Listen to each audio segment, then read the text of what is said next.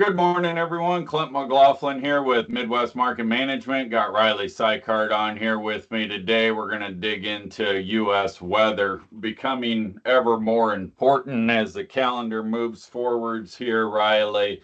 A little bit about our weather here and how we try to look at it here at Midwest, guys.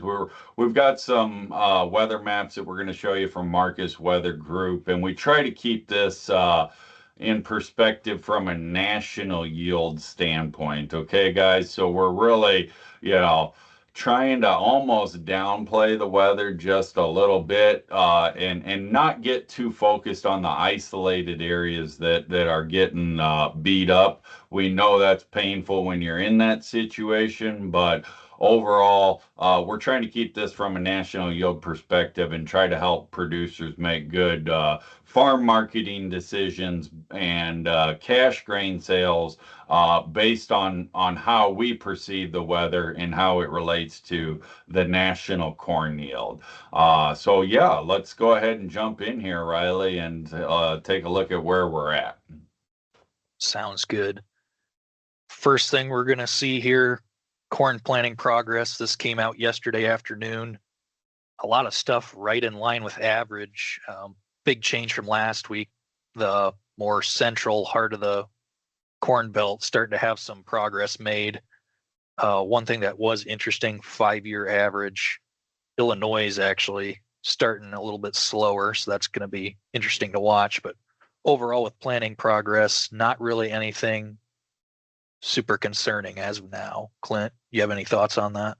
No, it's still early, and I mean, a lot of these moving forward, these corn planting progress numbers, it's gonna be interesting to see how they change as more of the North and the Midwest really starts hammering on the beans earlier, waiting for them more optimal conditions to put the corn in. So I think you're kind of gonna see some transition in that here in the years ahead anyway. And it'll probably be a lag time for RMA to kind of catch up with that, or UNAS to catch up with that trend is accelerating rapidly.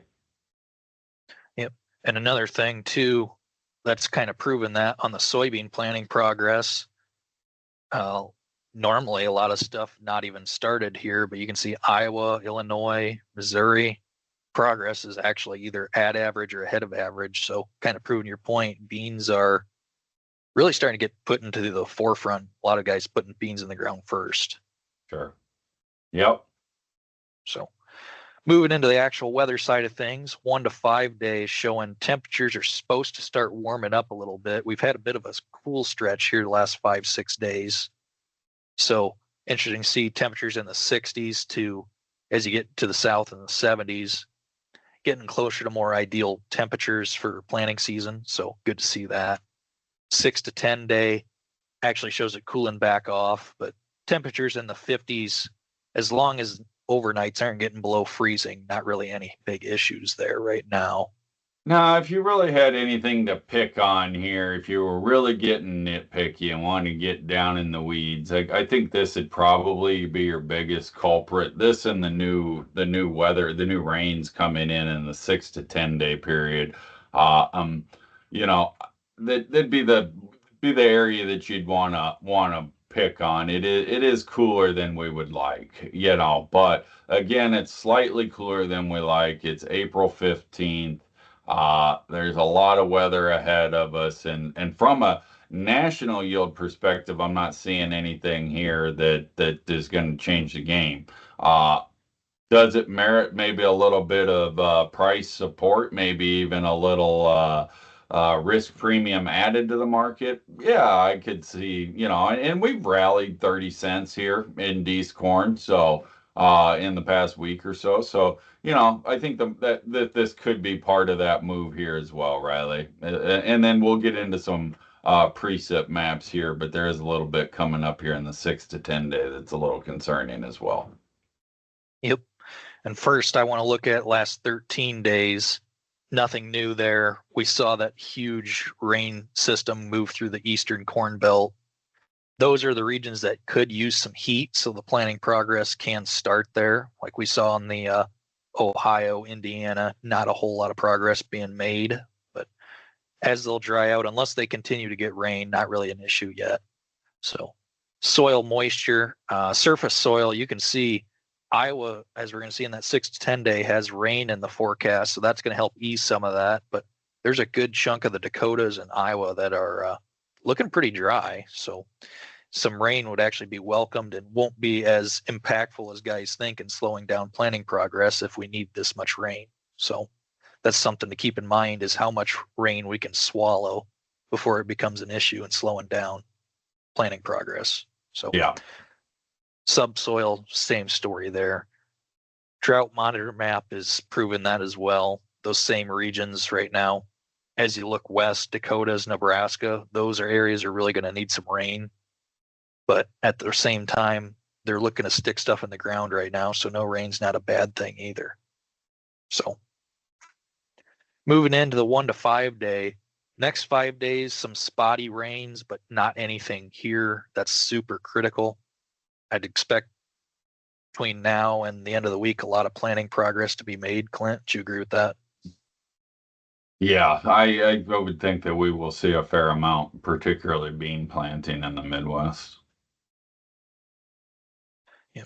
Then the 6 to 10 day, as you mentioned, this is the big game changer. Heart of the Midwest, Iowa, Illinois, Missouri, even pushing into Wisconsin, looking potentially to get over 2 inches of rain. And while that's not a critical game, because we're sitting here on April 15th, if this was May 15th, this would be a big deal.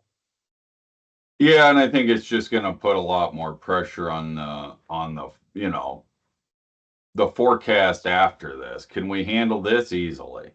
Do we need another shot of this behind it? Not so much, So I think that this is probably about the only storyline you got going. And then you also got to be too careful about getting, oh, well, we need rain, we need rain, we need rain. We're dry, so we're bullish, but now we're bullish because it's raining. So we don't want to be bullish on both counts here. So this amount, like Riley said, we could swallow this amount. We don't need more of this in the forecast.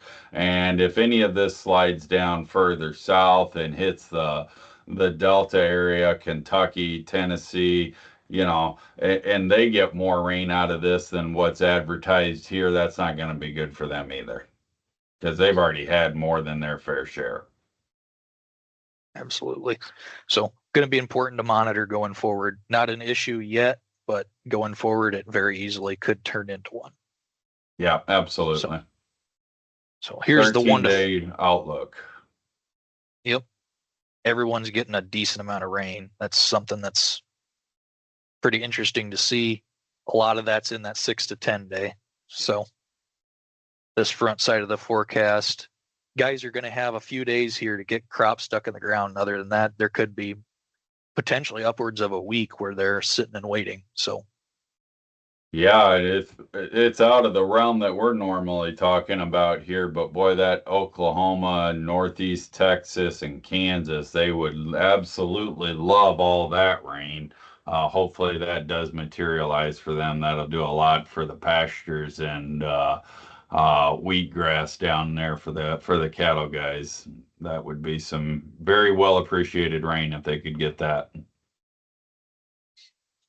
Absolutely. So other than that, that's all I've got for today. I mean, that 6 to 10 days, the one thing that could potentially drive this market a little bit to add more risk premium. But as of right now, as we're sitting here on the 15th of April, not anything to be super concerned about, Clint.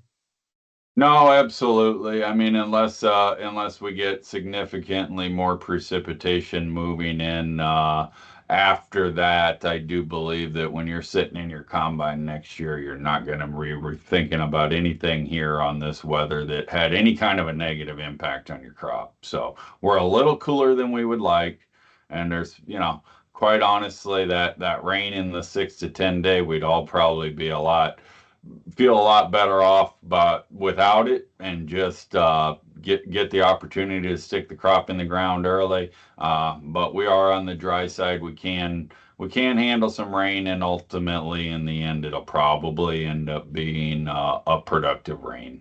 is probably how it will end up being viewed. So for today, I'm not seeing anything here in the U.S. that's going to have major, long-lasting, irreversible damage to the crops here today.